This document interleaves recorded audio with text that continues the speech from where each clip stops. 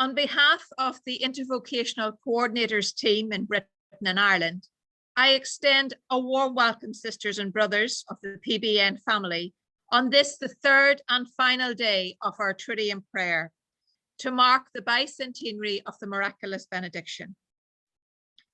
During our time together, we will remember the 3rd of February, 1822, and explore the message for our world today.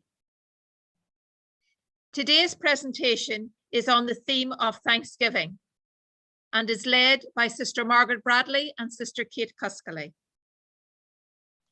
The format will include an introduction, an opening prayer, a presentation on the theme of Thanksgiving, followed by reflection questions, a closing prayer, and a conclusion.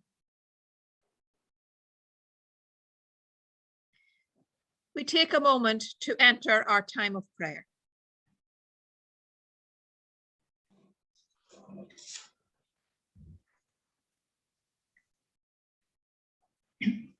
Standing on the shoulders of those who have gone before, we remember our origins and give thanks for all members of the family who lived the grace of blessing and passed it on to us. We remember and give thanks that this gift of blessing gives us the stimulus to go forward and calls us forth today.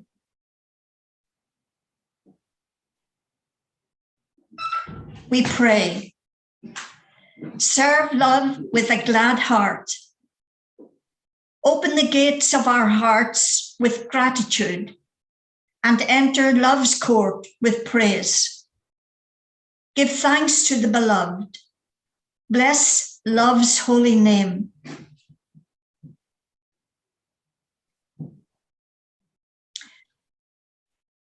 With gratitude, we remember that the blessing gave an impetus to the Spirit of God alone, inviting our early members, and today each one of us, to passion for God, inviting us to live with hope in and for the world, with openness to the future God is already creating in our world. Called and shaped by our charism to meet the needs of our time.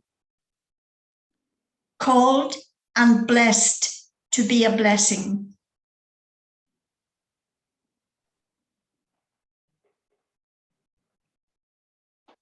Remembering our graced life story.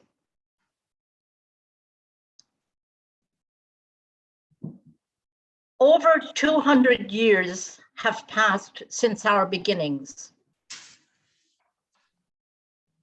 So this is a fitting time to stop, to look back, and to recall some of the reasons to be thankful.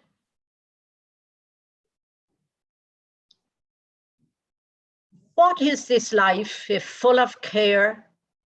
We have no time to stand and stare.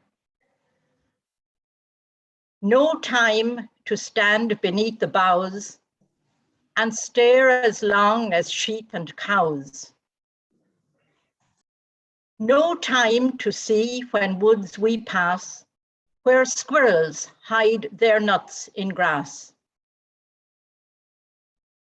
No time to see in broad daylight, streams full of stars like skies at night.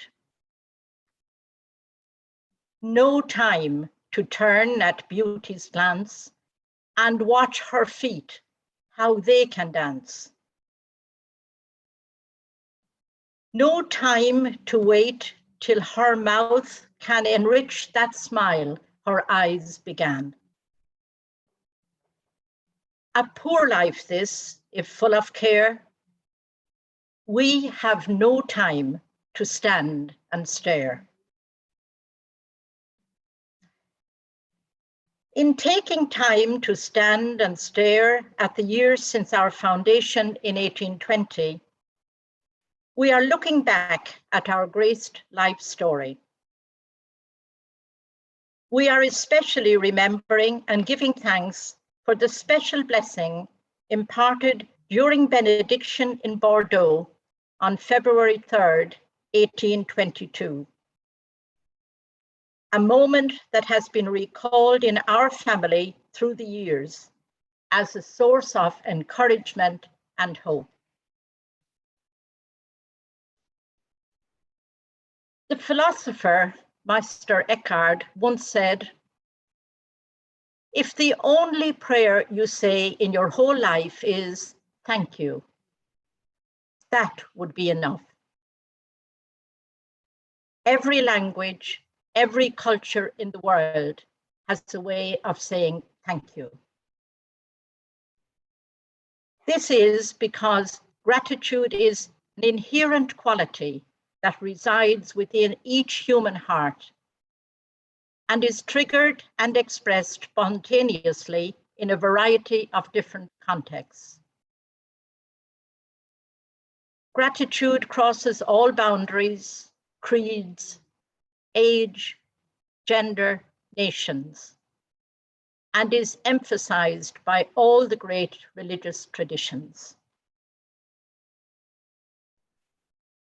Gratitude is the realization that all is gift.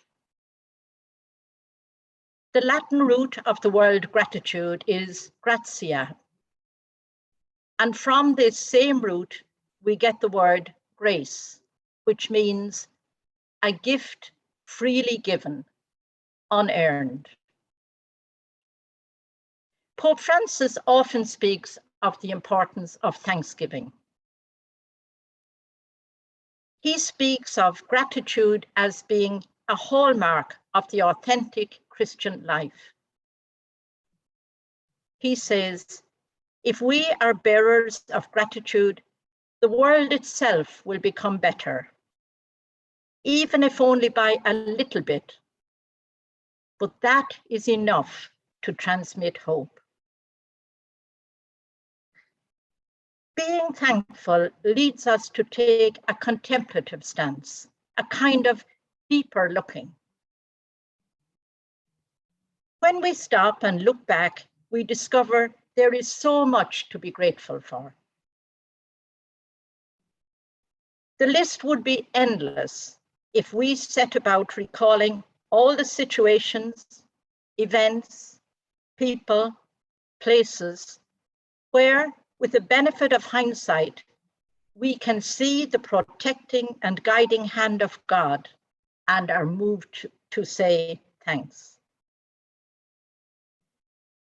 The story of the expansion and development of the PBN family since its small beginnings to its present reality is in itself a story of blessing, of providential care and guidance.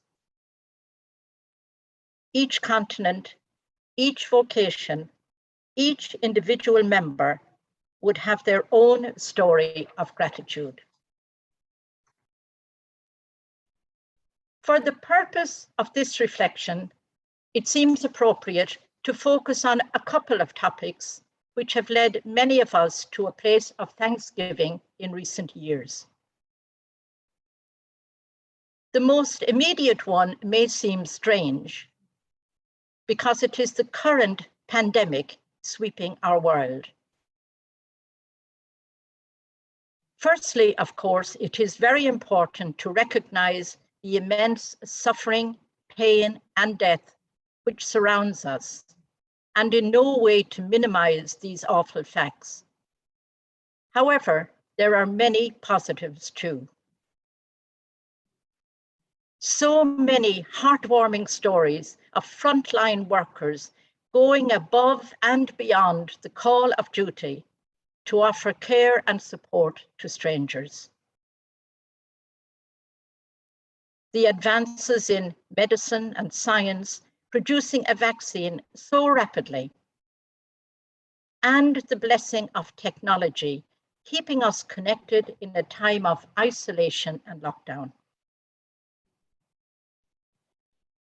There also is reason to be thankful that most of us have discovered a deeper connection with nature when we were forced to slow down, come off the treadmill, and look up at the clear sky, devoid, for a while at least, of the trace of jet planes.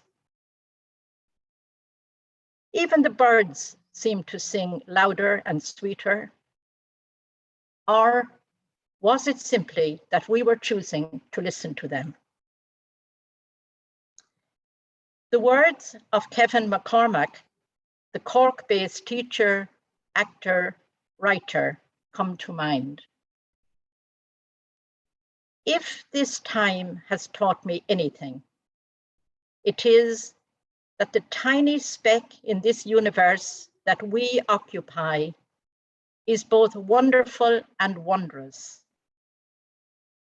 And if we allow it to, the beauty around us can unlock the beauty within us and teach us far more than our schooling ever could,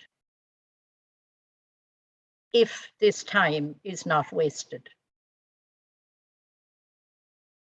Another reason for Thanksgiving is the change in how we imagine God, our image of God.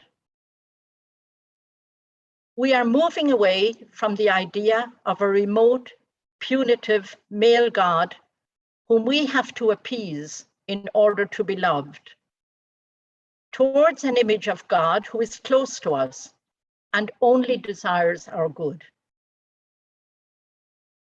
Many mystics, scholars, and writers are helping us develop this understanding. One such person is Franciscan priest Richard Rohr.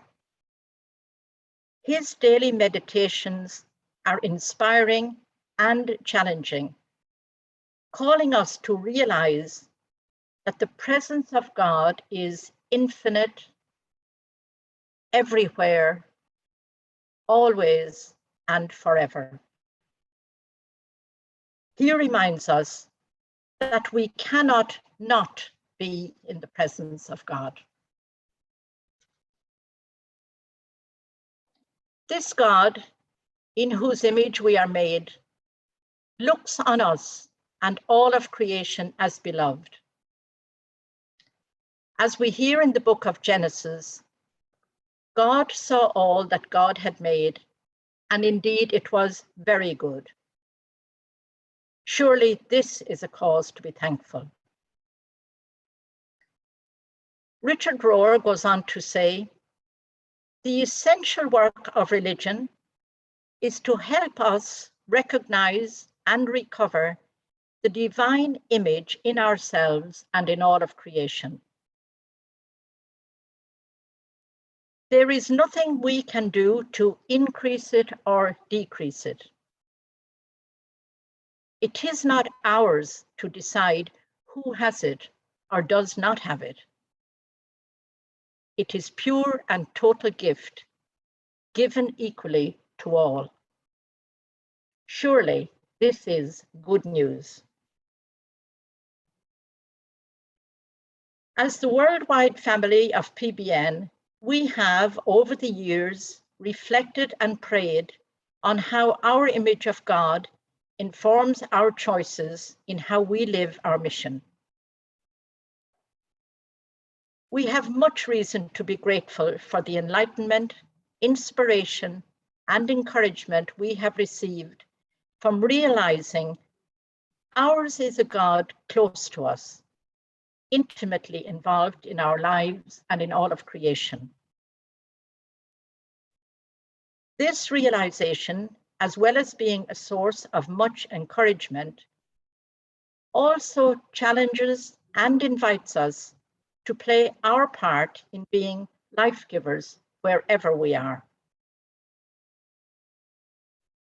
Another cause for thanksgiving is the deepening of our understanding of the new story of the universe. We have in recent years begun to realize that we live in this amazing, interconnected, interdependent web of life. The symbol of the web reminds us that everything in the universe is totally interconnected, interrelated, interdependent, and in communion. This truth leads us to live in the awareness that each of us is part of this whole, and each of us needs to contribute towards maintaining this communion, which is God's dream for this universe. A prayer of thanksgiving rises within us when we stop to remember how blessed and privileged we are to be called into this great story as co-creators and collaborators with God and all of creation.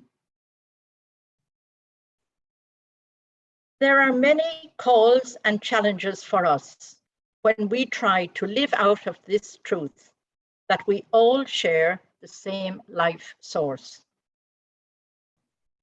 The prayer of Jesus comes to mind, that they all may be one.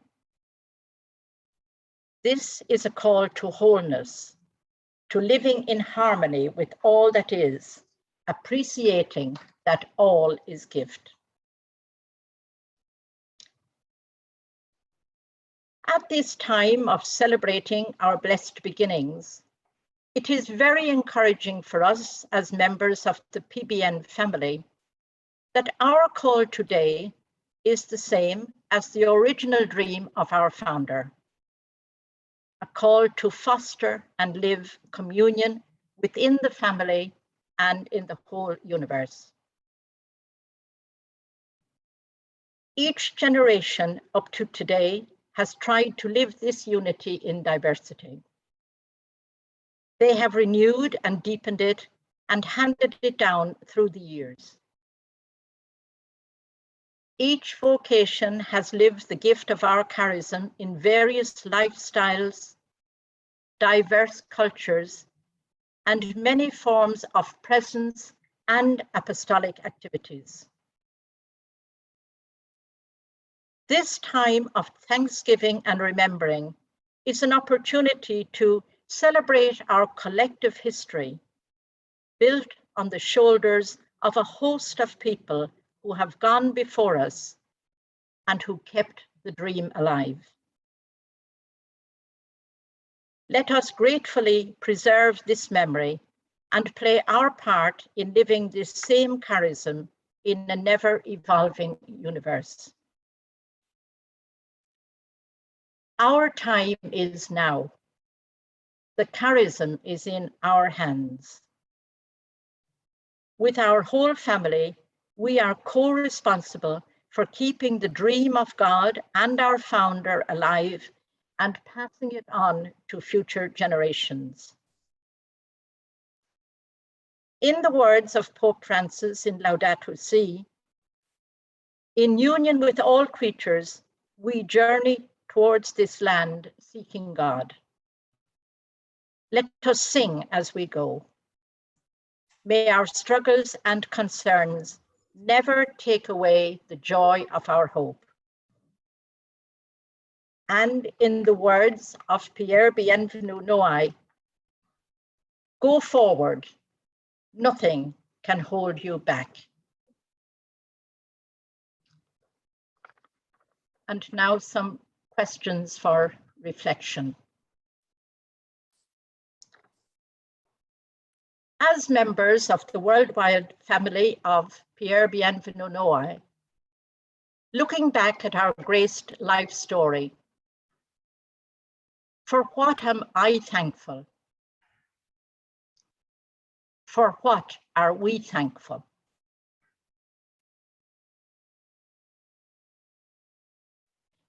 How does the realization that all is gift impact on my relationship with God and with all of creation?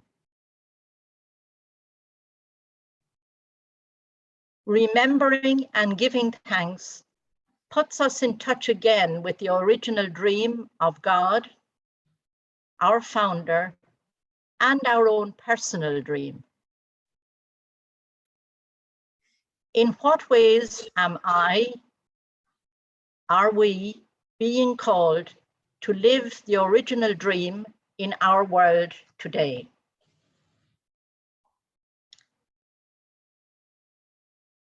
We hear once again the words of Pierre Bienvenu Noailles. Go forward. A challenge, an invitation, a word of encouragement. Go forward in today's reality, sustained by the blessing of 1822.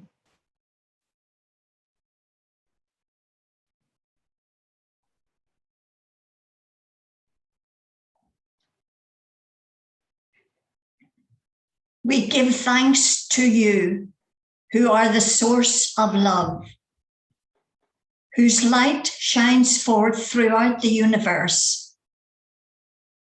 Come, awaken our hearts, that we might do your work, for without you, we can do nothing. It's your love that loves through us.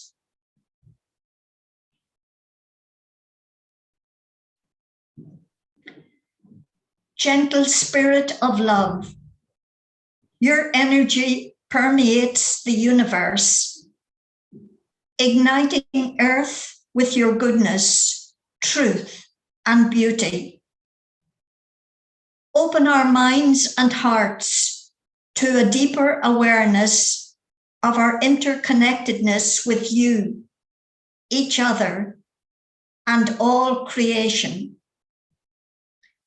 Inspire within us the prophetic imagination needed for moving forward, living mission in our world and our church of today. Amen.